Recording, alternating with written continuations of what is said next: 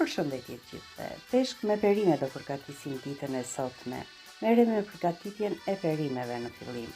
Kemi 4-5 patate mesatare, gjitha perimet do t'i presim dhe do t'i vendosim në tavë. Shtuam 2 speca, 500 gram me qep të vogla, 1 dorë domate pomodorini, krip, piper të zi, mix erzash dhe vaj ulliri.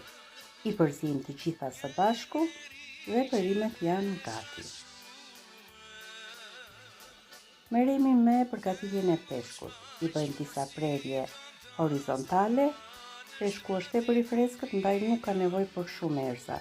I shtojmë thjesht krip dhe piper të zi, e vendosim peshkun mbi perime, duke i shtuar vaj ulliri. Presim 1 limon në feta, e vendosim sipër, 1 filxhan kafeje me ujë, i shtojmë deg rozmarine dhe gjethe dafine.